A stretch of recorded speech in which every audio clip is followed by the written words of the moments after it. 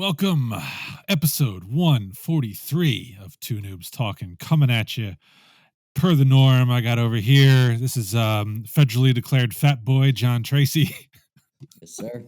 Yes, sir. and back from his exile upstate, Mr. Matthew Craig. What's going on, Gentlemen? gents? Welcome to the program. I'll start with you, Matt, since you were gone last week. So how was your trip, and how are things going? Yeah, things are going very well. I feel very rested and relaxed, obviously, and had a great time at Cooperstown, gents.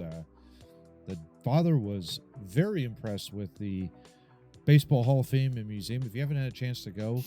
It's fantastic. They got a great 20-minute video presentation movie on the Hall of Famers, talk about how great the hall is and how humbled they are to be there. And then just going through the entire timeline of the star of baseball all the way to the modern day. It's really, really cool. Hank Aaron's uniform is there. Babe Ruth's uniform is there. And contrary to what was said last week by the host of this wonderful podcast, I don't shit on the Yankees. I shit on the Mets. The Mets are more deserving. They're like the redheaded stepchild of the Major League Baseball in New York. So Yankees I can tolerate. Mets I can't tolerate. That kind of deal. So That's a fair point. Yeah. Did you visit the Gina Davis exhibit at the Hall of Fame? Actually, there was a women's section there. I figured there was. Not Gina Davis, obviously. Not Gina Davis, but yeah. Of course, I had to throw out the line, there's no crying in baseball. I had to throw that up there, and that kind of deal while we were going through that little exhibit. My mother was kind of sort of impressed, but not fully. She's more into Major League Baseball, more than anything else. So, which was great. It was great to see. They had a little bit on the Negro Leagues, which was good. I wish there could have been a little bit more, to be perfectly honest. I think it's just setting aside just a room for that doesn't do that league justice. And I know they've got a Hall of Fame for the Negro Leagues in Kansas City, but for Cooperstown, I would love to see that extend a little bit more, talk more about some of the ball players that were there in that regard. But other than that, man, it was great. A couple of good Philly stuff in there. They got the Fanatic, up there on display. And also something on the Whiz Kids, 1950s Whiz Kids. When they won the pennant back. What about the Wheeze Kids? The Wheeze Kids? I Not think so that's much. Hall of Fame material. Not so much. All right. I'm glad you enjoyed it. It was a nice family affair, shitting on the Mets together. But John, how are we down in Texas? It's still hot. But as you alluded to, I was declared fat by the Department of Transportation, so I'm glad that I could reach that milestone in my life. I've never been prouder. Shout out to the doctor who explained it to me. When you have to explain to someone why they have to take a physical the next year, that's kind of hard when it's because. You know what I mean? I gained weight. I understand why I'm in this situation, right? I know it. I'm fine with it. He doesn't know me from Adam. If he were like, yo, fat fuck, I'd be fine with it. But the delicate nature that this man took to explain that, hey, chubby, if maybe you don't eat a bag of Doritos before bed, you probably get a 2-year exemption. Not that I do. I'm just saying. I would take that as good advice. It was surprising to me when you explained that this diagnosis or whatever it was based on BMI, which somehow takes into account the dimensions of your neck, which is news to me. Which my wife explained. It's just a nicer way of them taking a measurement of your waist. So they're not all up in your waist. They just do your neck and then do a calculation. I didn't know that. My wife explained that to me later in the week, and I was like, well, thank God he didn't just jump down on my waist and be like, let me check out, buddy. He just took my neck and figured it out. I'm much happier that he did it that way. It's kind of and I didn't know that, and I didn't know this. And my wife took a pair of my pants and said, watch, put it around my neck and said, look, half this. I was like, well, I never even knew that. I learned something new today. Yippee. About that. Wow. That's crazy, Johnny. And I mean, you're not that overweight, to be perfectly honest. I know you've been looking to put on the pounds, but it's kind of like, what exactly are they measuring? That's what I would like to know. Like, how is that? It's height and weight. I think that BMI sounds made up. Height, Yeah. height, weight, and neck. Yeah. And bulging it's just all around. They just want to make sure that your blood's flowing properly and you're not going to pass out while you're driving something. That's what they want. That makes sense. Yeah, and are you healthy enough? Do you have the reflexes if a big deer runs in front of a truck? Are you going to be able to, hit a brake and maybe move? I had an armadillo do that yesterday. No, it was 2 days ago. First live one I've seen in Texas. He was walking and I saw him, and I was doing 60 down a road. Okay. And this dude sped up.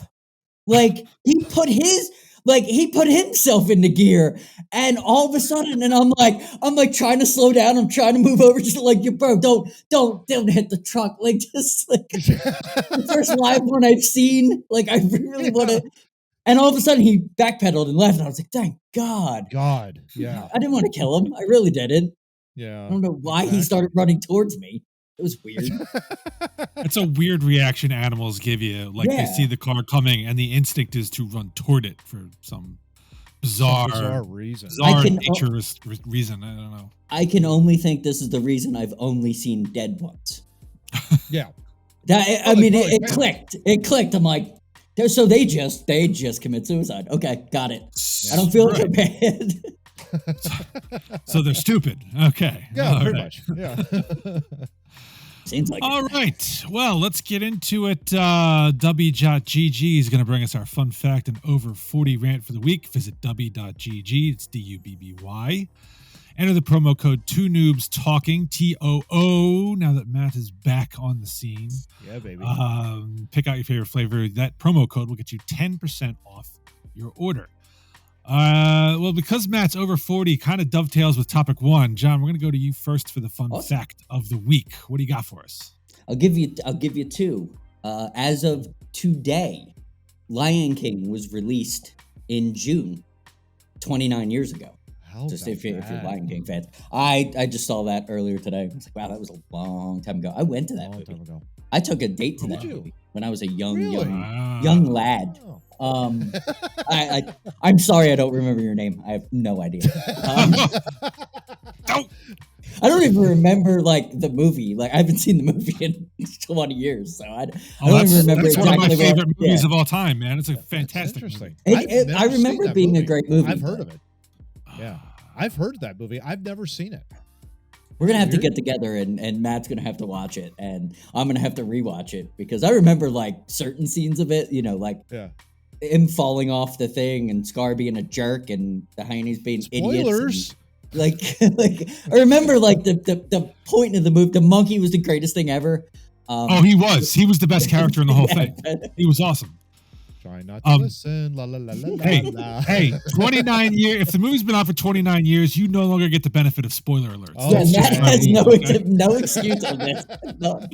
All right, so let's get to the fun fact. So we have all this controversy about saving the planet, and we're trying to stop global warming, and some states don't recycle and some do. Found out today that spiders do recycle.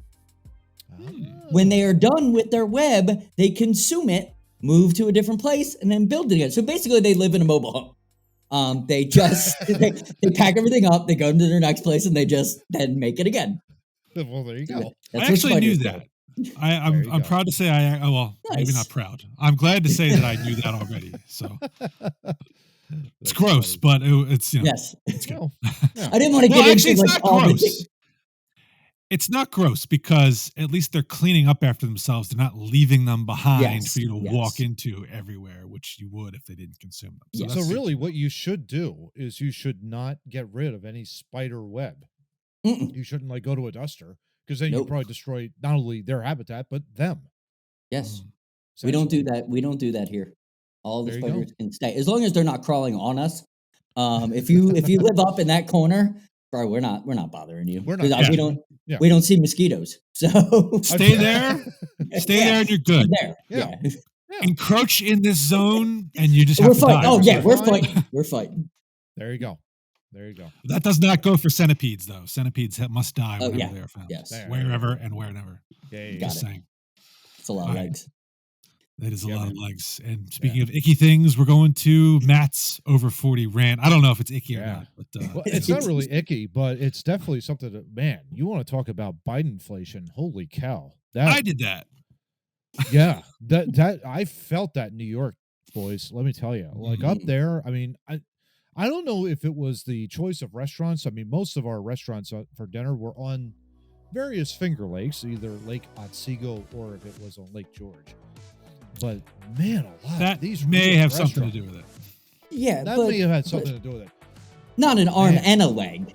Maybe it was an arm, a leg, a kidney, a blood type, whatever you want to call it. It was brutal on the wallet. It was like, whoa.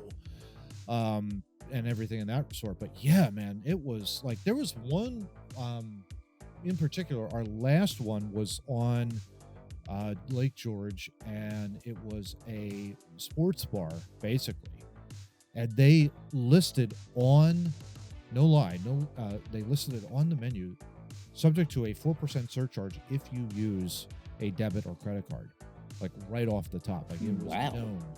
Yeah. I had never seen that. I had never seen something like that printed on a menu.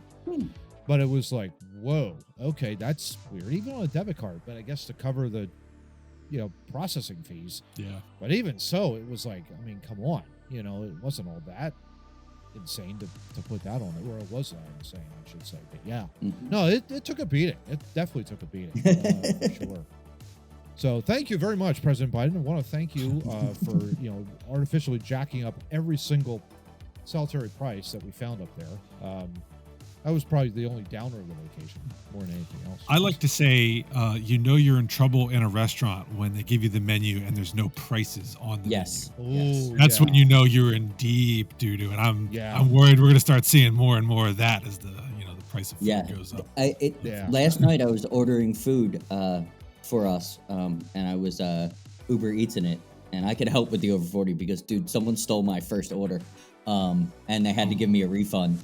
Like, they said it was delivered and it wasn't, and it was a whole fiasco. Like, because you got to verify that the restaurant did give it to that person, so we had to call the restaurant and then spend time on the restaurant. It was ridiculous. It was like 3 hours just to get food, but that's not my point of it. There's my over 40. I'm pissed at Uber Eats. But when I was looking at the menu originally, I wanted steak. I wanted some kind of steak. That's how I was like, it's the weekend. I want to treat myself to, a little petite steak, everything. All the prices were not on there. And it was like, call restaurant for price of beef. And I was like, wow, in Texas? Like that never happens. Like they must have it must have been a high turnaround where they're not going to put $38 or they're not going to put that on there. They're gonna. I've seen that at like seafood restaurants for certain things. That's when they're not getting price or whatever. But. Yeah, they're not getting their proper shipments in, so they don't know actually how much it's going to cost. So you have to call and find out. But that's. Among inflation, that's scary when you're like, I want steak. No, I don't. No, I don't. No, I don't. No, I don't. No, I don't. No, I don't. I'm sure your DOT doctor is glad that you were looking for a petite steak. Yes. Full size. Yes. So yes. that's good. But as I mentioned earlier, this over 40 rant ties in well to our topic one. So why don't we move to topic one, shall we? This is a today.com article. Buffalo Wild Wings takeout fee draws online backlash. Class action complaint. A fee on some Buffalo Wild Wings takeout bills has drawn online backlash and heated debate months after a class action complaint was brought against the chicken chain. On June 21st, Buffalo Wild Wings confirmed to Today.com that its 99-cent takeout fee was part of a test at certain locations. But that test... Bless you. Sorry, we're all coughing over here. Sorry. Allergies. That test... I'm allergic to bullshit, yeah. That test is now coming to an end. According to a Buffalo Wild Wings spokesperson, several Buffalo Wild Wings restaurants have tested a takeout fee, which is disclosed to guests prior to purchase. However, we are ending the test and will have the fee removed by the end of this summer. So, how did we get here? Well, on July 13th, 2022, a class action complaint was filed in the Circuit Court for Montgomery County, Maryland, alleging the Buffalo Wild Wings was conducting false and deceptive business practices over the takeout fee.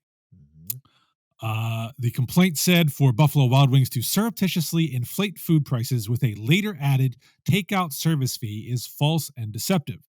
Buffalo Wild Wings is imposing a stealth price hike in the form of late added fee rather than charging a list price that reflects the actual cost to consumers of the food it sells. The complaint states that no other similar chain imposes a similar deception on its customers, calling Buffalo Wild Wings takeout fee a double-edged deception. It argues the fee is deceptive to consumers who can't evaluate real price in real time until after they've ordered, as well as to competitors who also may not have access to final prices. You know, because somebody working at Popeyes is never going to order directly from Buffalo Wild Wings. That's never. Very deceptive. Matt, since you had the most recent deceptive, or not deceptive, expensive restaurant experience of us, I don't know. Do you find this deceptive? What's your take on this test fee? Yeah. Well, it definitely was a test fee when you all of a sudden you get a class action suit filed against you. Yeah. Two, actually. There's two. Yeah, definitely. To be honest with you, gents, I was kind of going back and forth on this, but I agreed with you guys in pre-production at the end of the day. I mean, 99-cent takeout fees just sounds so stupid on its face. You're driving there to pick up your order, and they're going to charge you 99 cents for that privilege. Meanwhile, you're burning the gas to and from the gas. That doesn't make any sense to me whatsoever. Just from a practical standpoint, from a customer service standpoint, makes absolutely zero sense to me whatsoever. I don't know if you guys remember, but I remember like after we were coming out of COVID, most of the restaurants, in trying to come back, would be instituting various kinds of fees to catch up, essentially making like a catch up of all the money they lost. Thank you very much, Dr. Fauci, for shutting down for 3 or 6 or 9 months in order to be COVID compliant. So once they got that money, basically, and everybody kind of went along with that, right? I mean, at the end of the day, everyone kind of said, yeah, you know what? Okay, we've been kind of sitting on our ass. We haven't really gone out, all that kind of stuff. We'll throw in, the extra money to help you guys kind of get everybody. I felt everybody around me was tipping better too, because of people being out of work for so long, and it was trying to let's get everything back going again. Yeah, it's a great. Well, I want to say May or June, maybe May. By May, a lot of even though restaurants weren't eating in, a lot of them that didn't even do takeout initially were offering takeout. Yes. So that they could make some money. I don't remember takeout fees though. No. And I think that's the deceptiveness of it all. I completely agree with the lawsuit itself, in the fact that if you're going to charge a fee like this, you have to put this in some sort of communication, whether it be in the fine print of any ad that you do or on the menu, that you put in there. This to me sounds like Buffalo Wild Wings did neither of those things, and did this out of the goodness of their hearts to test, this fee, but to disguise it as a takeout fee, that makes zero sense. I mean, what I'm hearing is I'm placing my order, pick this, pick that, pick that. I'm like, okay, I know what it's going to cost. And then boom, I get to the checkout page and there's a tack on 99-cent fee. I don't see that though. I mean, I have that happen with delivery fees. If I'm ordering delivery, usually that doesn't show up till the end. Yep. So I don't know how much merit the lawsuit has, but I agree that it's annoying. And so in the months since the initial complaint was filed, other customers have taken to social media to express their dismay about Buffalo Wild Wings takeout fee. One Reddit user posted on June 11th, "I've gone from living in a time when delivery was free to a time when I have to pay to pick up my own food." 100%. Yeah, that makes sense. Another Reddit user, hoping someone from corporate sees this and understands that they've completely lost my business until they get rid of the disrespectful, insulting attempt at a quick cash grab in the form of the new takeout fee. Yeah. Another customer, I'm legitimately offended at how dumb your company must think I am. Raise your menu prices if you have to, but don't pretend charging extra for to-go orders isn't a totally laughable concept. Yeah. And another Reddit one here, let's charge people extra since they're taking their food home instead of needing to be waited on and cleaned up after. Yes. Now, interestingly, gents, there are some who have defended the fee. One particular person wrote, "Bring them on." So one wrote, y'all are so heated over $1 fee. No one is making you eat there. That's what they charge. Take it or leave it. LOL. To which someone else replied, it's the principle. If you let this slide, it will become much worse. Yeah. John, you agree with that sentiment? This is douchebaggery at its finest. You're looking someone in the eye as a restaurant that is all over this country. All over. Every county has one. You're looking everybody Yeah. You're looking them dead in the eye and saying, you're all stupid, because even if you're going to go to your buddy's house and you're going to stop and get some wings on a Sunday for football, we're going to charge you $1 because you're not going to see it. And we literally don't care. That's what it says to me. Mm-hmm. I've had so many issues with their takeout, not including this, but just their takeout is the worst in the game. Like their bar service is top notch. Their restaurant service is pretty good. And I've been from California to the East Coast. I've been to, I would say, easily 100 Buffalo Wild Wings over the course of the last 6 years. Yep.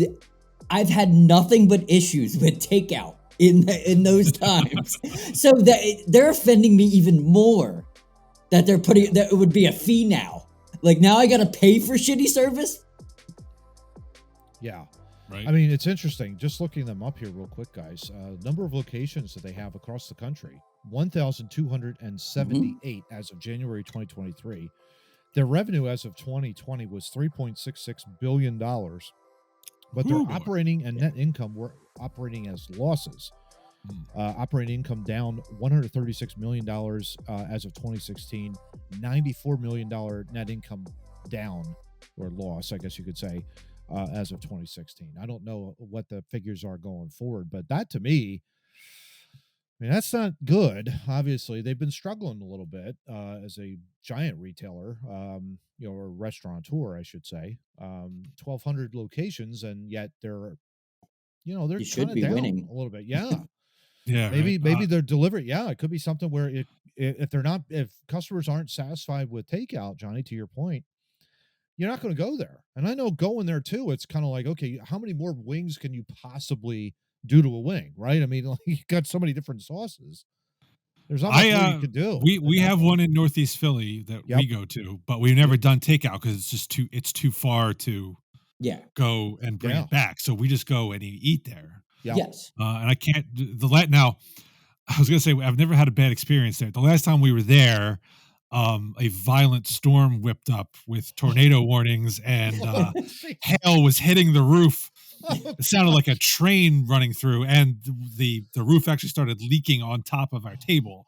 Oh, yeah. But I'm not going to blame anybody for that. That's a freak thing. Yeah, that's not Buffalo Wild Wings. Like they weren't laughing at you in the background. Like right. Yeah. Yeah. Exactly. So that wasn't. It was a weird experience, but it was not the food was good and the dining experience was fine. I can't say I've ever had a bad meal there. I do enjoy the various different dry rubs you can apply to your chicken. But we've never done takeout, so I don't know if the one here was doing tests or not on the takeout fee. But at this rate, how long is it before we're going to see a dine-in fee? Yeah, exactly. You know what I mean? Oh, you're here, $11. Well, thank you, sir, for that privilege. Just right in the front, like as soon as Let you me take it to your table. $5 for the table, $5 please. seating. Yep. Right? And you have to walk around with a running bill that just electronic just keeps going like it's like a taxi meter. Yeah, they use the bathroom, all three of them. That's $1 each. That's a restocking toilet paper fee. I'm sorry. Exactly. We need to pay for the toilet paper. That person is right with that. Like if you don't stop these companies, and Verizon is the biggest one I could use as a point. Nobody stopped Verizon back in the early 90s with their bullshit fees. Now they've lost 50% of their customers, and 50% of Verizon customers say it's because they have 111 fees. So they tell you it's going to be $7 for your phone, $20 for your service, and your bill comes and it's $304. And you're like, what happened? And it's like a fee because you're with us. Because you don't have our logo branded on your face. Like, that's what'll happen if you don't take these companies head on. I agree. Like it's the amount. It's not. Yeah. Or I should say, it's not the amount. Yeah. It's 99 cents now, but you let them get away with it, then it's going to climb to $1.99, and all of a sudden you're going to have Buffalo Wild Wings tattooed on your ass, or they're going to charge you another $2. Yes. And it's going to be $20 to change. Yeah, it's going to $20 to change your sports team. Like, oh, you want to change the channel? Like, oh, you want to watch the Eagles? That's another $20 on your bill. Oh, you want to sit outside? We're in Philadelphia. Exactly. Oh, you want to sit outside? That's another an outdoor fee will be put on. Like they will find a way. Yeah. Well, hopefully they've realized the test has failed and they will do away with the fees and we'll never speak of this again. One would hope, that's for sure. Yeah.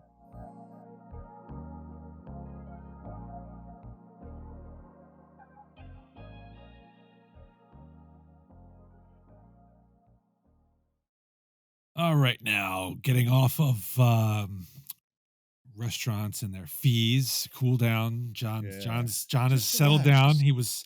His blood pressure was elevated, which we don't want because DOT is listening. Yeah. Speaking of Comcast, no kidding. So topic 2, something that John and I actually have some experience with. Yes. There you go. 6 ABC eyeball news article. Hey, love that. Yeah. Extreme, in quotes, need for more youth sports referees, umpires in Pennsylvania. I'm not sure that's just Pennsylvania, but it's a local article, so obviously. Yep. Youth sports can be critical to a kid's development, growth, and confidence. Sadly, right now we're told there's a critical need for referees, umpires, and other sports officials to preside over their games. It's a trend that officials say is impacting us here in the Delaware Valley and across the nation. John Riley from Phoenixville says we're hurting for officials, and he wants to get the word out about the extreme need for new officials across all sports, all ages, all games, and all locations. He says we do high school kids and middle school kids because of the shortage of officials. I've now started doing some college games because there's a shortage of officials at colleges too. Oh, wow. I would say we've probably lost 30% of our officials. We will lose 2 or 3 a year and only get 1. The only thing that they will say to me is, I don't want to deal with the parents. And Riley makes a plea for people to get certified and registered to be officials. He says, yes, you do get paid, but do it for the kids. Yeah. John, I'll go to you first on this one as a former official. Yes. Many. Does it surprise you? Does it surprise you that people are walking away from officiating youth sports? No, not at all. I enjoyed it when I did it. I worked for 2 different inline hockey groups. One in Elkins Park, one in Abington. That's where I met Steve, actually. There you go. Met him through that. I enjoyed doing it when I did it, but I mean, we had our nutcases back then, but they were very few and far between. Like it wasn't, you weren't having to take Prozac because you have to officiate a game. But I did notice as my younger son went through the ranks of baseball, it was getting a little ridiculous. I remember, and he's 18 now, so this is 9 years ago. I remember an adult, like with a driver's license and a job and like things, He's sitting at the game and the umpire calls the kid out on strikes because he didn't swing, and the guy goes, "Oh, come on, what a call!" Like, dude, you're behind him, first of all. Like, you did not see them. Like, what are you watching it on TV? Like, you're over there. Like, you didn't see anything to make it was like he was watching a Phillies game, like you would do, like Philly fans would do. If you don't like the call, you would just make a John. What you didn't see was before the game, he actually taped out a strike zone. Yeah, exactly. Hanging in front of the batter. Because he knew that umpire from 8 games before, and he knew how he called the game. Like, to me back then, it was like, these people are taking this entirely too serious. It's about the kids. It's about the instruction of the kids. It's about teaching them. You know, if little Johnny struck out and he wasn't swinging, that's a teachable moment. Hey, you might as well go down swinging, bud. Might as well try a little hard. You never know, and maybe he gets a success, and maybe he gets happy. That kind of stuff, those people take away from the children that way, because you're teaching them to bitch and moan about something you have no control over. I understand if you're in the pros and Bryce Harper takes one right there and he doesn't swing and he goes, mother, blah, blah, blah, as he's walking away, he's allowed. He's getting paid. That dude's getting paid. He's seen 1,000 balls, already this season. Like, he knows what a strike is and what isn't. So does the umpire. That's okay for them to do it because they're professionals. It's not okay for youth sports parents to argue balls and strikes. Like, we need to normalize that that's not okay. It's not okay to go to a youth hockey game and yell at coaches or officials. Like, you're not in the game. You're sitting on the sidelines. It's not pro sports. I understand why pro sport, you can do it in pro sports. We have to normalize, shut up and enjoy your child having fun. Yeah. Right? Like, you coach now, Steve. Do you find there are people out there? Every once in a while, we do encounter a parent who is overly abusive to an official, to, the players on the ice. Usually there's some kind of physical contact that occurred, and that kind of springboards it. And I think the good news for me is we're in a kind of lower kind of skill level. We're in the B level. I think the parental intensity, I think most parents at this point, if their kid is in B, realize their child is probably not destined for the NHL. Yes. You would hope. So, right. And so I think the anxiety level of the parent, they're much more at ease with where their child is and are at the point where, let me just let them have fun. If the child's safety comes into it, that's a lot of times when things ratchet up. But, we don't have the kind of abuse that I think you tend to see as the skill level ramps up, because I think people take it more seriously the higher up a skill level you go. Has just been my experience. But I've watched officials get abused by other coaches, by parents, and it's despicable. I mean, a lot of these guys are younger guys. I mean, I can give you an example. Last season, we had a game. We were supposed to have 2 officials. One showed up for our game. And it was a younger guy, and we probably should not have played the game because it devolved into a very physical game. A lot of our kids kept coming back to the bench complaining they got hurt. With like 3 minutes left, our kids didn't even want to go on the ice anymore. They were being that physically abused. I can't blame I can't blame the official too much. To me, he should have taken a little bit more control of the situation, but it was not fair to him at that age to be out there by himself on an island with coaches yelling at him from both sides, parents, frothing at the mouth because kids are getting checked when they're not supposed to be. I can't really blame him as much as I could if you had a more senior official who was just lazy, which I think is more of the time when you can complain. Sure. Wow. Yeah. But Yeah, Matt, you don't have the officiating experience of John or I, but I'm sure you play softball. I'm sure you've seen a thing or two in your day. Oh, I definitely have. Yeah, there is one official, older gentleman who really, I mean, I feel for, because he's kind of like the absent-minded professor out there. He kind of has his own strike zone, and you have to kind of figure him out like a combination lock, that kind of a deal. Sometimes it's a little outside and he calls a strike. Sometimes it's a little bit inside, he calls it a ball. That kind of a deal. And it's like, it's not really all that consistent. Other times he'll just have his head down like this. That's a strike, and the ball's not even close to the strike zone. So it's it's a little absent-minded. Yeah, exactly. He's like looking over his shoulder. Pitching? Oh, we're pitching. Yeah, exactly. We're playing softball. But I have seen he's out in left field. What's going on out here? Around. It's like, what's going on out there? And I've seen him like over the course of my life. Like, he's been up in Phoenixville and all that kind of stuff over the years. Like, years ago he was doing that, and he was still very inconsistent, but he does his best. He tries his best to call the game right down the middle, and things like that. And he does a fairly decent job overall. I would say, he's not the greatest, but he's competent. He knows what he's doing. I have seen it though, either been on the field or have seen it in, like, usually in youth hockey, where things can really get out of control. And it scares me as an additional fan when I don't have the teams invested, when I'm not invested in the team, and I'm just there just to support, whether it's like a coach or a player, and I'm not even a part of it. And yet when I see the vitriol come down from the stands, either from a fan or some other place, and they're abusing an official because they miss a call, like, dude, do yourself a favor and chill the hell out, please, for the love of God.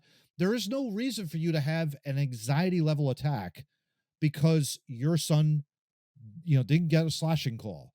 That's an occurrence that happens in hockey that you may see that the ref doesn't see.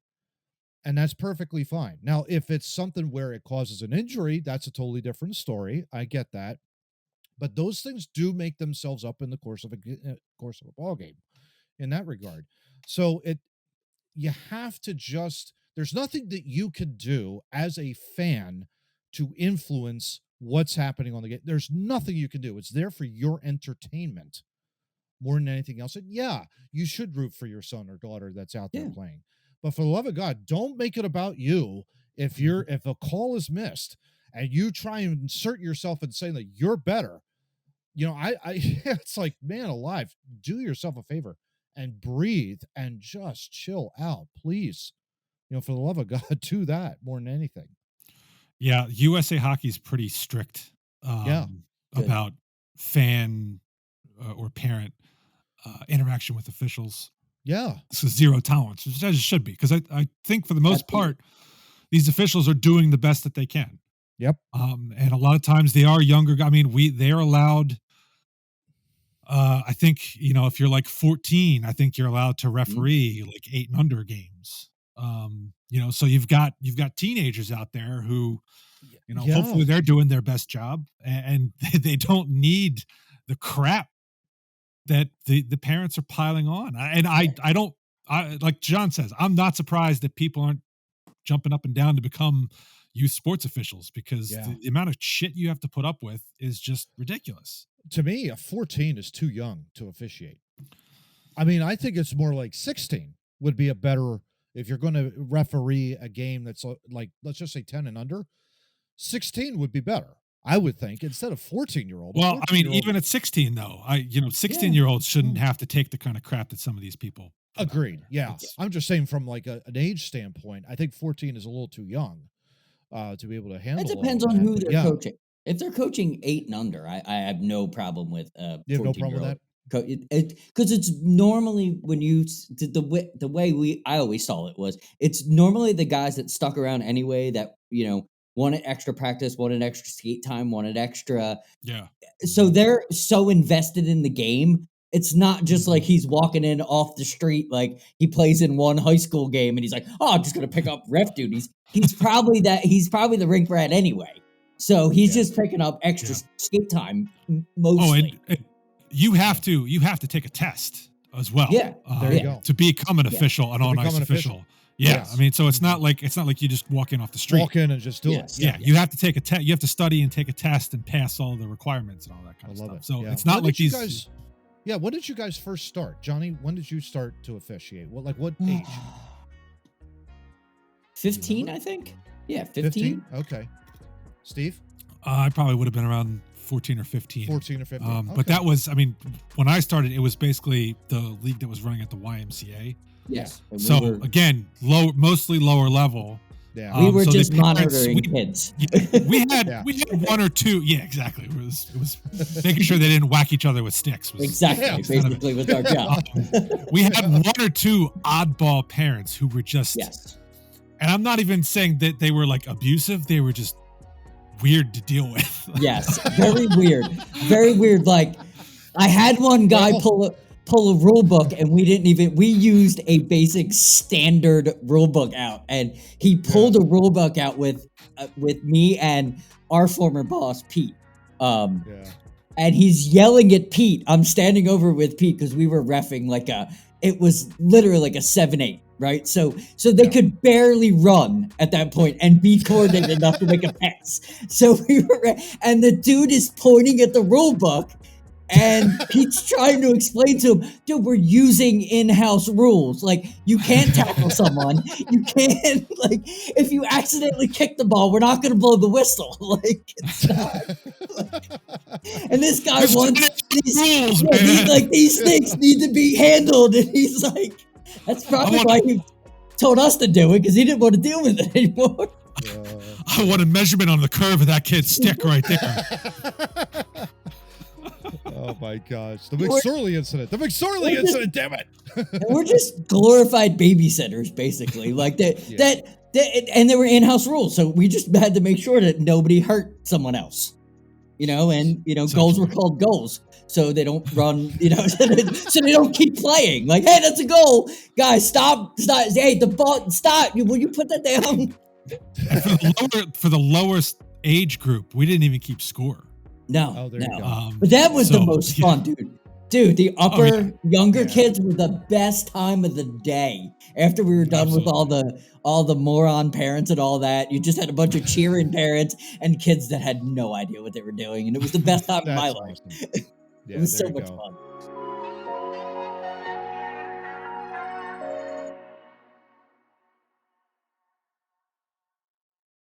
Well, and officiating youth sports was where I learned to wear a cup when you were refereeing young children. No, it was not a badum ting.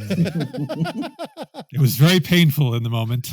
Really? Children tend to swing their sticks wildly on face-offs until they know what they're doing. Yes, they do. Oh, good Lord Almighty! Yeah. So topic 3. Moving on to painful things. I don't know if it's that painful. Not a weird file. More of a tech. And actually, that reminds me. Before we get into this tech article, if you recall, a few episodes back, we talked about the lawyers who used ChatGPT to write a brief with fake cases in it. Yeah. The decision in that case came down for the sanction for those attorneys. Yeah. Judge actually went a little bit lighter on them than I thought he was going to. Okay. Basically, he had to write a letter to the client attaching the opinion as well as some other information to basically explain what had happened. They had to do the same thing to all of the judges who were alleged to have written the fake opinions that they relied on. Wow. And they were each fined, I think, $5,000. So, yeah. Like I said, a little lighter than I thought. A little lighter than you thought. Although the judges being notified that they alleged to have written fake opinions, they might end up having something to say, but we'll see. Wow. But anyway, that brings us to this article, which is tech related. Fast Company. Gen Xers and older millennials really just want to go back in time to before the internet existed. Oh. According to a new Harris poll shared exclusively with Fast Company, most Americans would prefer to live in a simpler era before everyone was obsessed with screens and social media, and this sentiment is especially strong among older millennials and Gen Xers. Asked whether they would like to return to a time before humanity was, quote, plugged in, meaning before people had wide access to the internet and smartphones, 77% of Americans aged 35 to 54 said they would. Wow. Highest of any group. Wow. Of course, Americans in that demographic can more clearly remember what the pre-internet era was actually like, but even younger respondents who have no memory of a world before social media indicated they wouldn't mind returning to our analog roots. 63% of 18 to 34-year-olds agreed with the idea, versus only 37% who disagreed. Interestingly, baby boomers were slightly less eager to time hop, with only 60% of people over 55 saying they'd prefer to return to yesteryear. All told, though, a decisive 67% of respondents agreed that if given the choice, they would prefer the world as it used to be, versus only 33% who seem to think things are perfectly fine the way they are. Wow. Matt, you brought us this article. Yeah. Where do you fall on this? Oh my gosh, yeah. Can we hop back into the DeLorean and, maybe with Marty and Doc, just saying, maybe we could just hop into one of these things. And there we go. That kind of a deal. That's topic 4, sir. Oh, that's topic 4. Okay. I honestly, gents, I was wholeheartedly in favor of this. I think back then, times were simpler. It seemed like, you could call your phone, call your friends up on the phone and just say, hey, what the hell are you doing tonight? Oh, I'm doing nothing. Oh, you want to hang out? Yeah, absolutely. And you get together and you're playing wiffle ball, you're playing any kind of other sports, you're playing video games, whatever, and then you're turning around, you're going home, you're calling in the night. Nowadays, it's like the technology moves so fast and so quick that it's literally like you don't get the chance to just sit and relax. And also too, the technology, it's right in front of your face, essentially on a phone now. And instead of actually engaging in conversation, you'll have people just sitting at, in a home, and they're just focused on their phones, and they won't talk. Whereas back when all of us were really growing up back in the day, everybody had to hold a conversation in that regard as best they could. But for an introvert, it was pretty horrible too in that regard. I kind of yearn for those days, though, gents. I don't know about you. Maybe it's just because I'm getting older, and I remember what it was like back then. And, just calling any one of you guys up on the phone and just saying, what the hell are you guys doing? When, that kind of a deal. And it's like, I'm not doing anything. Okay, well, let's hang out. Let's do something. Nowadays, it's more, I think, you lose a little bit of that as you get older, but the technology has made things worse in that regard. Because now it's TikTok and YouTube and all sorts of Clapper and all sorts of other social media events and apps that are out there that make it harder and weirder and stranger, I guess, in that regard. I don't know. Maybe it's a sentimental thing, in my heart. Just thinking back in the 80s when it was so much simpler. But I don't know. But I agreed with the article on this. I do wish it could be a little bit more simple. And less complicated. Okay, Luddite. So are we a nation of Luddites or just nostalgic? Asked the article. Probably the latter, according to the same poll, because while Americans may want to unshackle themselves from the burden of constant connectivity, an overwhelming 90% also said that being open-minded about new technologies is important. Yeah. A finding that mostly held up across demographics. About half of respondents even said they tend to adopt new technologies before most people they know. Still, people definitely have misgivings about the speed and sometimes blunt force with which new technologies are being thrust upon us. ChatGPT. Just over half said they found keeping up with new technologies overwhelming, and about the same percentage said they believe technology is more likely to divide people than unite them. Yeah. Here, it was younger respondents who took the most pessimistic view, which I find interesting, with 57% of people under 35 agreeing that technology divides versus 43% who disagreed. That last statistic is actually really interesting because you think the youngest folks are the ones kind of taking the most advantage of the connectivity and all the social, the TikToks and the whatnots. John, does that surprise you? Yeah, it really does. Well, because most of the people, if you just look at the TikTok base, they are they're in that group that is saying Under 35, that they want nothing to do with it. And like most of the people that are popular on TikTok right now are right in that demographic. I personally, I love technology. I have no problem with technology. I have all technological stuff I enjoy, but half the stuff I do for work is using web-based stuff, and I find it very easy. I'm glad I was born before the internet, but I'm now able to work with the internet.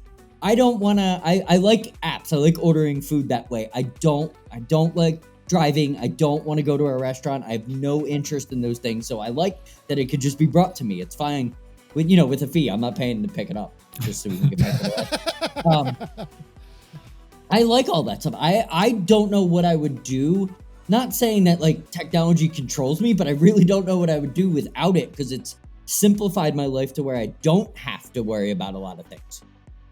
I can just handle it right then and there. I don't need to worry about going back to paper. I don't want to. Yeah, I'm with you, John. Do you think part of this too is the fact that maybe there's a missing authenticity in all of this, meaning that, because of the advancements of technologies now, there's more fakery that can be going on out there. Yeah. ChatGPT being one of them, that kind of a deal. Facebook as a whole being one of them. Facebook as a whole, yeah. Twitter, you can be whatever you want rather than being your authentic self, that kind of a deal. If we're having a conversation of getting rid of social media, I'm all for that. I have no problem. But technology, I mean, not YouTube. YouTube has probably done more for society than... So YouTube has to stay. It sucks. But come on now, dude. If you don't know how to change your brakes on an 85 Camaro, 11 seconds, you are an expert. Bam. Yeah. I love YouTube for that reason. You can find out something quickly.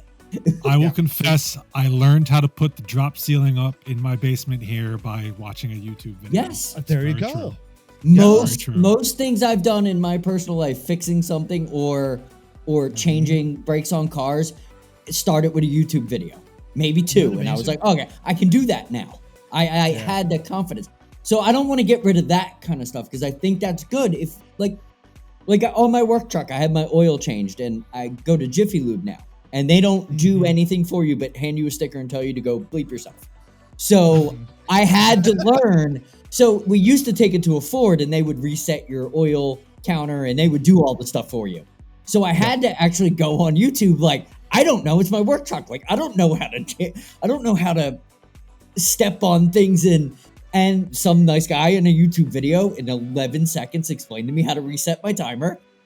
Great. Those things are good. Those things are good. It's taking the good with the bad, but getting rid of the bad being, gentlemen, how we can get more viewers. We have to play Roblox and talk in annoying voices while we do it. Yes. That's you mean you have to talk like this. Yes, and that'd be really annoying. Oh, look, my character just fell down a hole. Oh, and then you got to curse, but then bleep it out, because that makes you even cooler when you censor yourself. Yeah. Exactly. Yeah, exactly. I agree with you. Yeah. The time I would return to, I think, would be probably the early 2000s. Yes. Oh, there you go. When you're right. Internet was available. Yeah. And so you could do a lot of the stuff on the internet. It just, it wasn't here yet. Yeah. Yes. Right? Yeah. And social media was essentially non-existent. Yes. It was the AOL dial-up era. Yeah. Yeah. What kind of... I can see where you're at. Like 2000, 2001, when like MSN. Yep. And you started to get the browsers, and you didn't have to go, I want to see what's happening with the Phillies. I don't have to go to apps to look at it. I could just go on the internet. I could just Google something up, or whatever it was, Netscape at that time, and just like see articles from local newspapers. I would get a couple of them, and I could click on them. Early phones weren't too bad. Like the early iPhones weren't bad, because I remember Remember when they first started putting out the apps and they weren't charging you 50 cents per thing that you read? Back then wasn't too bad either because I could just read the paper on my cell phone. And that was now I'm screwed when I have to read a paper. Like I have to come into this where I'm standing right now. I have to search the specific newspaper that I want to read. I have to find it, and it's not right here because they'll charge you if it's here. You have to go on the internet and find it. Yeah, but I think my point was I don't think it's the technology itself that's dividing or divisive. You're absolutely right. Right. I think it's the social media aspect because people tend to be a lot more abrasive and bolder when they're behind a keyboard and not face to face with somebody or having to talk directly with someone. And I think that leads to a lot of the issues. Agree. And it's just been escalating. Yeah, I agree. I mean, it's fascinating.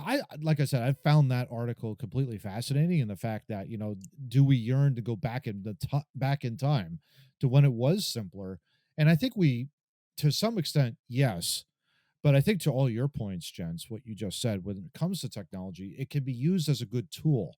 And I think if we use that mindset going forward for that, and not jump headlong into some sort of stupid bot that is like now all of a sudden going rogue before the Terminators come and kill us all, that kind of a deal. I think we need to keep that mindset and focus on it and limit really social media. Because I agree with you, Johnny. Having social media has really been the pariah of this society. It really has. I think so. Yeah. I mean, it allows three idiots to put together a podcast. Yes. But the most important question out of this article, we can read. Right, we can read. The most important question. Yeah. Because both of you are solidly, based on your birth years, in Gen X. Hell yeah. What the hell am I? Because I really don't want to be classified as a millennial. No. Understood. Well, yeah. I mean, we did talk about this in pre-production. You were born in 1980. 81. That's what kind of like I was on board when I thought he was born in 80. I apologize, Steve. But when you told me 81, I was like, oh, now we got to fake an extra year. Like I could get you in a technicality at 80.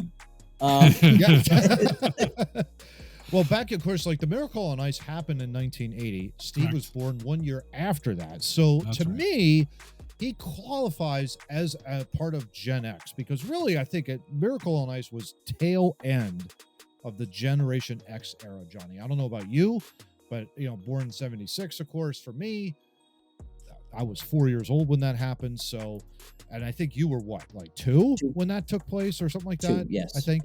Yeah. So and as long as your parents had plaid on their couch, you're a Gen Xer, baby. That's the only thing I can think of. All right, then good. You're definitely in. Awesome. Yeah, you're definitely in.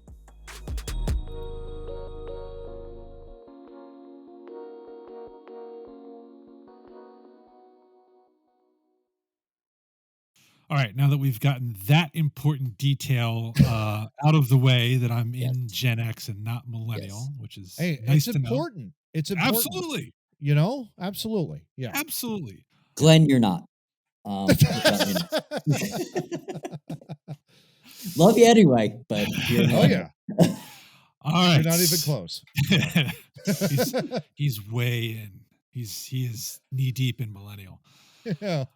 Topic 4. We're going into this article. This is a little fun segment we're going to do here. Last weekend, I had the pleasure of watching The Flash in the movie theater with my family, which was a fantastic movie. I know for whatever reason it's not doing great at the box office, but seeing Michael Keaton as Batman again was fantastic. Seeing Michael Shannon as General Zod again was also good. The movie overall, I enjoyed it. My kids enjoyed it. There you go. So it was a good time. There you go. But we're going to take the central theme of that movie and kind of utilize that to do some fixes in Hollywood.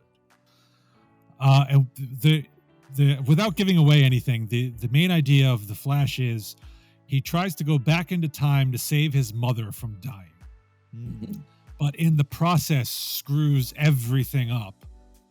Which is why all of a sudden we no longer have Ben Affleck Batman. We have Michael Keaton Batman.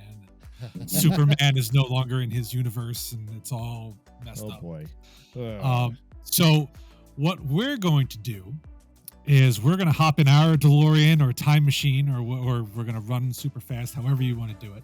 There you go. And we're going to accomplish 3 tasks, gentlemen. Okay.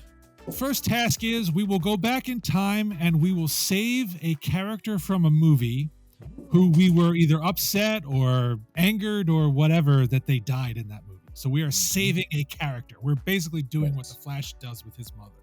There you go. Somebody died in a movie somewhere along the line. I'm pissed off about it. Let's go fix that error. Okay. Task 2. We will then go back in time and fix a movie which we saw as having a flaw in it. So you will describe not only what the flaw was, but how you're going to fix it. Oh, okay. Which plays on mine a little bit because I had one that I thought I could fix, but when it came to how, I was like, Yes. it's too much work. That's you'll like the one I picked because they did it for me, but they didn't release it. And then task 3, which may be the most important of all. We are going to go back in time and we are going to stop a particular movie from ever being made. It will never see the light of day. It will never have existed when we come back to this point in time. Beautiful. Yes. Love it. All right. So let's start. We're going to be saving a character from death. Matt, I'll go to you first because I think you're more prepared for this. Yeah. So let's hear it. Yeah. Who are you going to save? For my character to save, I'm going Saving Private Ryan, but not obviously you don't save Private Ryan because he ends up being saved. Yes. In that regard. Understood. Yeah. But what I will do is save the medical officer Wade because he ends up getting shot, unfortunately, and dying. And it's a sad moment in the movie because he's a likable guy. He's their only medical officer in Europe at the time. The time of the platoon was going after to save Private Ryan. When he died, it was like, oh, that was crushing. That was absolutely heart-wrenching and crushing and all that kind of stuff. And so, yeah, I would want him saved. No question about it in that storyline. I would want him to see all the way to the end, basically, to the end of the movie. Now, my only question, because I've actually seen that movie. Yeah. My only question is, does saving him impact the rest of the movie? It doesn't. Okay, interesting. No. Okay. No, it does not. Interesting. If he showed up at the end, it wouldn't have mattered really at the end of the day. But I'm just saying, from a sentimental. No, I totally get American soldier supporter, that kind of a deal. I want him saved. No question. Totally get that. Yeah. Totally get that. Yep. All right, John. Okay. You got to top that one. Who you saying? I don't know if I want to top it, but it's not a competition. I win. I am not. Yes. I am not one to ever want to change a movie because the way the director or the writer did it, I might not like the movie, but I always just feel very strongly about the way they did it. But so long and hard I thought about this, and I'm just going to take one for the internet. So what I'm going to do is we're going to go back in time and we're going to go to the movie Titanic and we're going to move Rose over just a little bit on that door. And we're going to lift Jack up. We're going to stick him on there. And then the internet will be happy. And it'll be a happy place. And we will never have to worry about anything ever again. Because everything will be fine. Because as long as she moves over a little bit and he's on it, the internet how selfish was she at the end of the day? Really? I mean, she was a complete selfish bitch. That was a big door. Letting him die. That's a big door. So that's another one I've never seen either, but I believe there was. I'm pretty sure that I find surprising. That right there, what you just said, I find surprising. I'm surprised your wife has not sat you down. No, that is a movie I will never, ever sit down to watch. I have not seen it since I was like 17 or 18.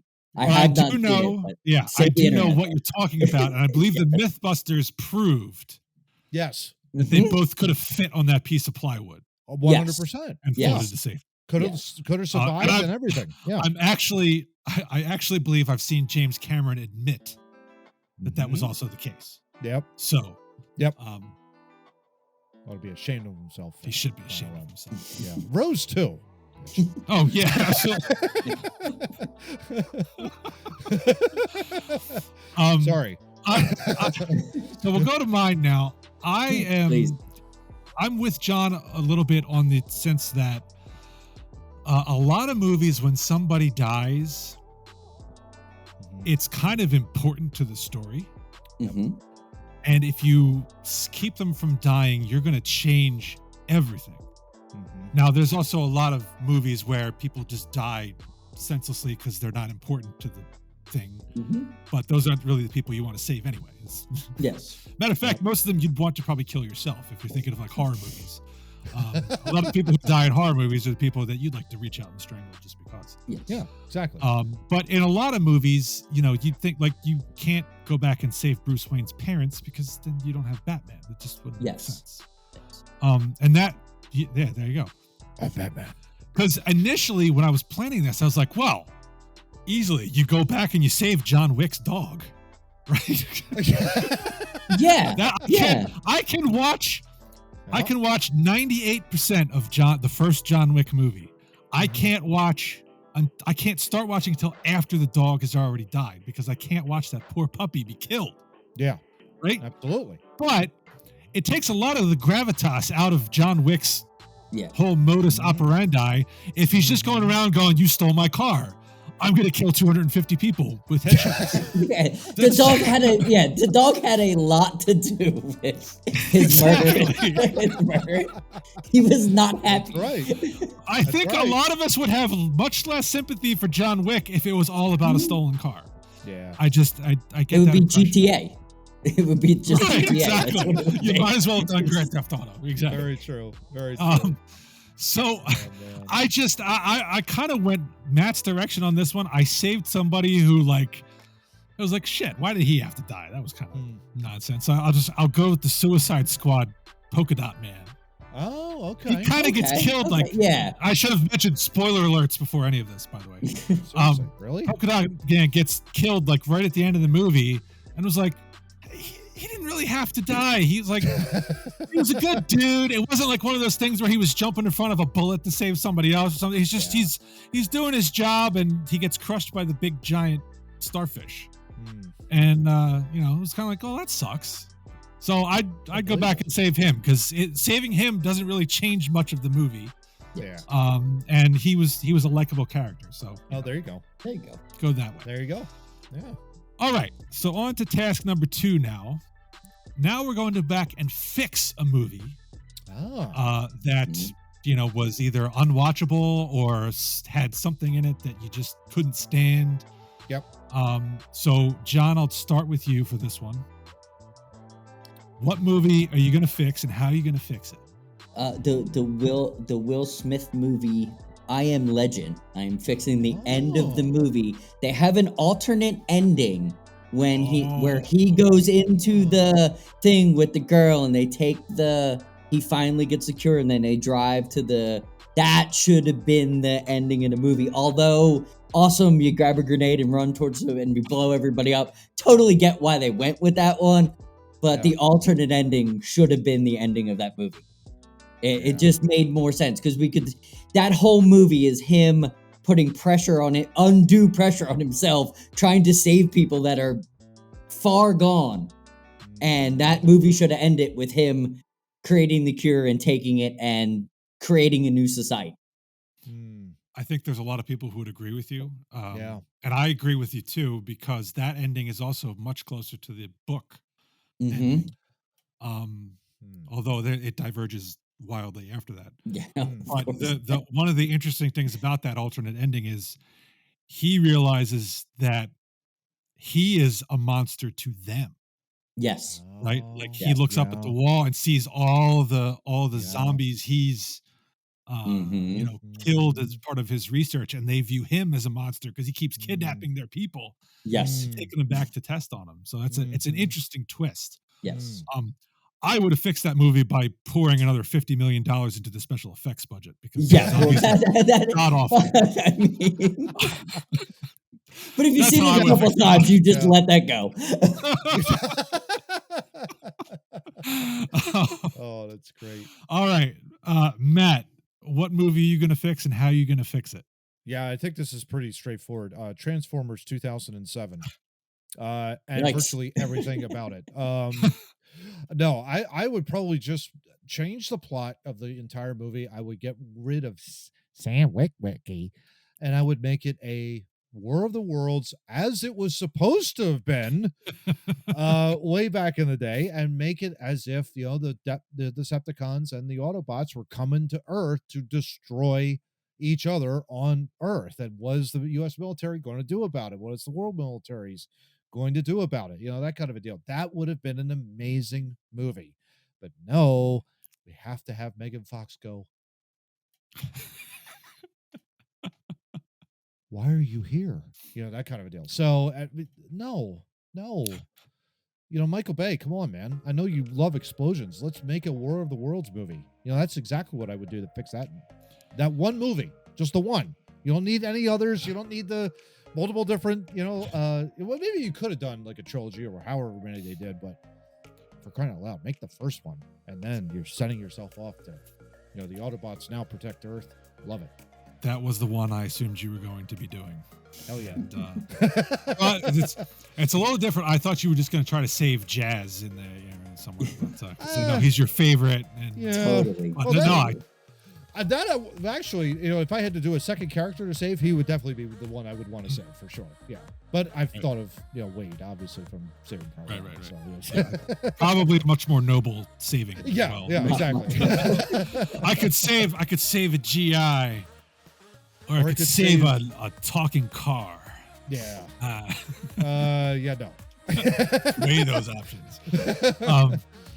Yeah. So, all right. So mine, initially I thought, well, I'm going to do Batman versus Superman, and I'm going to remove the corny save Martha. Yeah. Nice. Because otherwise, after watching the Ultimate Edition of that movie, I think it's a fantastic film. It's just the save Martha bit is just so corny. Yeah. Comes out of left field. It really does. But at the same time, I'm like, but how would I fix it in its place? Because how do I get Batman to stop trying to kill Superman? Yes. Yeah. So that was too much work to figure out. So I'm going on a lazy one here, and this is so easy to fix. Okay. All you have to do to fix this movie is change the name of a character. Okay. And I'm talking about 1998's Roland Emmerich's Godzilla. Okay. Oh, okay. All you have to do is not call him Godzilla, and now you just have a high-budget Jurassic Park ripoff. There you go. It's a B movie you can watch on a Saturday afternoon when you got nothing better to do. You kick back, have a few laughs. There you go. But the minute you call that distorted iguana Godzilla, makes sense. You just make my blood boil. So my change is just change the name of the monster, and you're good. I enjoyed watching the little babies run around and destroy Madison Square Garden. That was fun. What are we gonna call him? Let's figure out what we're gonna call him. Yeah, let's come on. We can storm this. Let's see. Giant iguana. He's an iguana, so we'll call him Mel. Mel the iguana. The attack of Mel the iguana. There you go. Mel. Yeah. By the way, we do have a live studio audience, so that Steve completely agree with that. There you go. So there you go. I'm Awesome. just saying. Yeah, that's fantastic. See, that movie works so much better as Mel the iguana than Godzilla. Love it. Awesome. We fixed it. All right. So now to the last task, which I think is probably the most fun for all of us. Oh, yes. yeah. We are preventing a movie from ever having been made. Oh, Yes. yeah. We are going back in time to take something out of Yes. history. Matt, to you first, because you said you had this one right on the nose right away. What do you got for us? Yeah. Yeah, so we are definitely sending to the sun, maybe even the black hole itself, Batman and Robin. Oh! There you go. Come on. Well, yeah, let's, come on. We have to send that to a black hole somewhere. A supernova one, I don't care. That should have never been made. Joel Schumacher, even though he is dead. Yeah. Crying shame that was made, and even the one previous, crying shame that was made. Although Val Kilmer did a pretty decent job, but come on, George Clooney. You don't like the nipple suit? No, I nipple don't. Suit guy. I mean, that distorted. To give you an idea, I did not see Batman Begins because of that movie. Wow. And I regretted that because I bought the DVD. And I remember when I watched it from start to finish, I cheered. I mean, I was going, oh my gosh, this is the greatest Batman movie. And then, of course, I rebounded, saw The Dark Knight Rises in the movie theater at that point, because it was like, this is the greatest set of Batman movies I've ever seen. And it became one of the greatest trilogies ever for that reason. But yeah, that one movie, Batman and Robin, set me back. It scarred me for life. I saw that with my aunt, and it was just like, oh my God, I want to leave. Like 20 minutes in, I was like, I want to leave. This is ridiculous. Schwarzenegger was in it, and it was just like, he's throwing out all these puns that are awful, and it was just like, oh my God, what am I doing here? I always thought Patrick Stewart would have made a great Mr. Freeze. Yes. Yeah. Yes. And he's got to be melancholy because he's mourning his wife, and Arnold throwing out the puns. Yeah, exactly. Oh, it's awful. Oh, so bad. So yeah, that one definitely. And then Chris O'Donnell as Robin. He's this jerk, and it's like, man alive. It's his only character. Chris O'Donnell plays a jerk in everything. He's good at it. Yeah, exactly. So that would be the one I would want to get rid of. I can jump on board with that one. All right, John, what do you have? You want to? I'm actually bottom of the ocean, whatever. It's something you just mentioned. I'm eliminating Superman versus Batman completely, or Batman versus whatever you call it, completely off the face. It took me 5 years to see the movie, by the way. Okay. 4 reasons I'm doing it. One, Ben Affleck was already Daredevil, so you can't be two superheroes. You're out. Like you can't. You can't be two superheroes. It's in my rules. 2, the psychopath of Batman in that movie, of why he wanted to kill him and why he wouldn't stop trying to kill him, turned me off big time, because I understand you're Batman. Like, I'm Batman. I do things, but Batman isn't a dude that like a Superman's just gonna die because I said so. Like, that's where I felt like that was. It's not the Batman that I like. And I also didn't like the Superman part of it, and final one, that fight scene where Batman's in that weird suit. I was like, I waited like 5 years to see the final part of that movie, and once I saw that, I was like, I'm done. I'm done. Like you I'm done. You pissed me off with Affleck, and it just kept going on. I just want to get rid of it. I might be able to talk you off the ledge on the second point you had there. Because if you watch the Ultimate Edition, it becomes crystal clear that Lex Luthor is manipulating Batman the whole time. Like, come on, Batman. Thinking Superman is bad. Yes, but come on, Batman. You're a smarter man than that. We all know Lex Luthor's trying to manipulate you. Even Supergirl knew it. Come on. And the Ultimate Edition also makes clear that Luthor is manipulating Superman into thinking Batman is. I have to check out the Ultimate Edition, because I also, just so everybody don't get mad at me for this, like, I literally watched that movie on 4 airplanes and then finally saw it on a cell phone to finish the movie, because it was never something that I invested myself in. So it's a cherry pick. I will say this too, Johnny. I mean, that movie is not in my rotation. It's not in the Batman collection that I have. Okay. So that says a little bit of something. I mean, it's not that I don't like the movie. It's decent, but it's not part of the rotation. It's like, I think I'm more invested in like Tim Burton. It lost me because of Affleck. Like, you were already Daredevil. Dude, you're done. Like, you're done. You were already Daredevil. I already saw you. You were a superhero already. I get it. Like, That kind of just a side note, guys. Really, if Christian Bale is in that movie, does that change anything? So let's say like not for me. Not for you. I thought Affleck was fine. Okay. John, and to me, the Christian Bale Batmans were a different. That was in a more totally realistic, more realistic universe where you don't have metahumans like Superman, so it wouldn't have his Batman in that wouldn't have made a lot of sense. Wouldn't have made a difference. Yeah, I agree with so that. I wouldn't change anything for me. I would have cast it. The only thing I would have cast it was a up and coming star to be Batman in that, and not dip back into the universe of superheroes. That was my only complaint originally. Affleck being Batman, it just you were already Daredevil. I know it doesn't make sense to a lot of people, but I just didn't like it because of that. The one thing I'll say to that though, I don't think you want someone up and coming because that Batman is supposed to be a 20-year, like Keaton's Batman starts kind of early on. Bale's Batman starts early on. Affleck's Batman is like grizzled veteran, 20 years into Batman. He's kind of sick of it. So you need an older actor to play it. But I get your point. You don't want somebody who's played before. Right. Yeah, I don't want someone that's played before. And so anybody that you could think of to go in there would be better than Ben Affleck, and I'd be fine. All right, gotcha. Steve. All right. What do you got? Mine, you have to realize what we're doing here. You realize this is essentially a version of Skynet going back to kill John Connor. Yes. Right? Yeah. So in that vein, I am going back and making sure no sequel is ever made after Terminator 2. Nice. Out. Nice.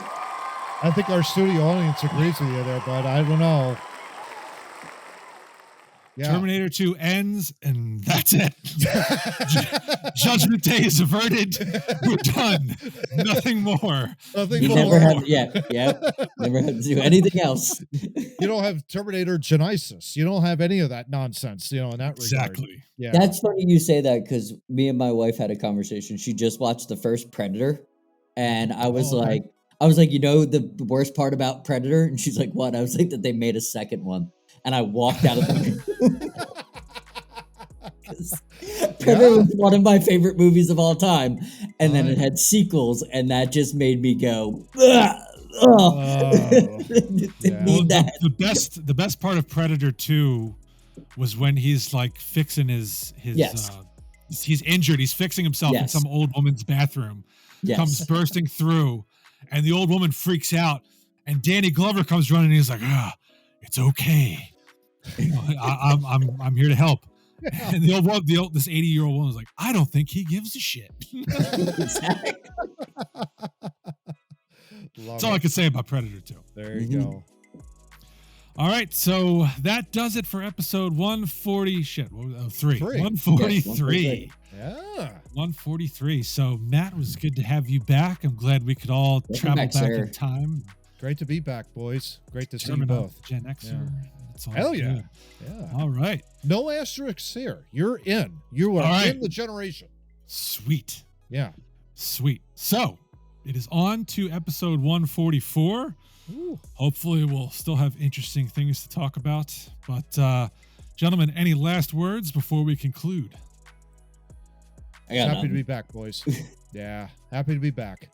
You guys are boring as shit. All right. We'll see you next week.